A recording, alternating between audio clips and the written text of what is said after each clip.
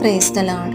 ఈరోజు బైబిల్ ధ్యానము, నీవు నీ దేవుని నుండి నిన్ను మరుగుపరుచుకొన జాలవు.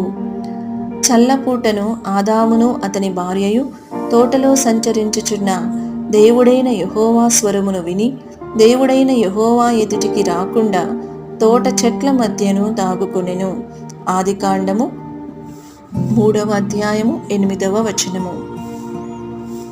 ఒకానొకప్పుడు ఆదాముకు హవ్వకు సంతోషమును తీసుకుని వచ్చిన అదే స్వరము ఇప్పుడు వారికి భయమును దిగులును తీసుకొని వచ్చెను. దేవుని నడకయందు మార్పు కాదు, ఆయన స్వరములో ఏర్పడిన మార్పు కాదు, కానీ వారి స్వభావములో ఏర్పడిన మార్పే వారికి దిగులును తెచ్చిపెట్టెను. ఇప్పుడు కూడా భయము దిగులు మన చుట్టూ ఉన్న పరిస్థితుల మూలముగా తేయబడవు, కానీ మన అంతరంగపు స్థితియే వాటికి కారణమై ఉన్నది. ఆదాము నేను దిగంబరినిగా నున్నందువలన భయపడుచున్నానని చెప్పుటకు బదులుగా, నేను నీ ఆజ్ఞను అతిక్రమించుట వలన పాపము చేసినందువలన భయపడుచున్నాను అని సరి అయిన రీతిలో ఒప్పుకోలు చేసి ఉండవలసినది. ఆదాము తన దేవుని నుండి తన్ను మరుగుపరుచుకొనుట మాత్రమే కాక నిజమును దేవునికి మరుగుపరిచెను.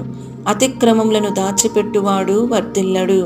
సామెతల గ్రంథము 28వ అధ్యాయము 13వ వచనము. మనుష్యుడు అంజూరపు ఆకులతో తన్ను తాను కప్పుకొనినను అవి అతనికి ప్రయోజనకరముగా కనిపించలేదు. మన స్వనీతి క్రియలన్నీయు దేవుని దృష్టిలో మురికి గుడ్డలు మాత్రమే. యెషయా గ్రంథము 64వ అధ్యాయము 6వ వచనము. పాపము అనునది మనుష్యుని యొక్క మంచి మనస్సాక్షిని అతనిలో నుండి తొలగించి అతని దృష్టి యందును దేవుని దృష్టి యందును అతనిని దిగంబరిగా చేసెను.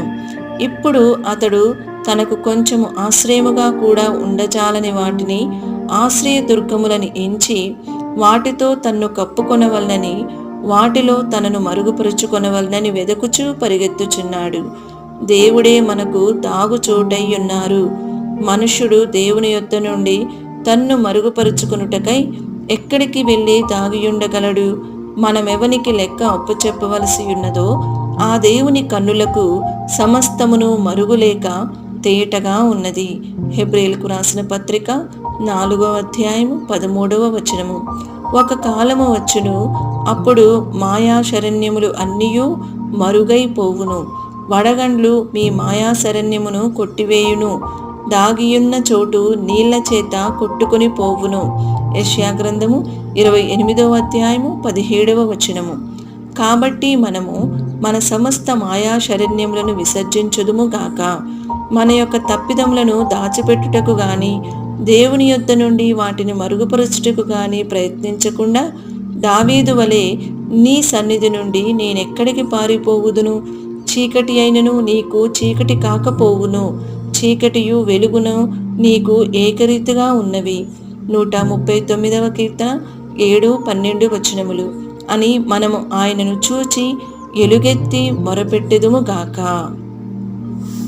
ఈ వీడియో యొక్క పూర్తి స్క్రిప్ట్ కావాలంటే దయచేసి డిస్క్రిప్షన్లో చూడండి.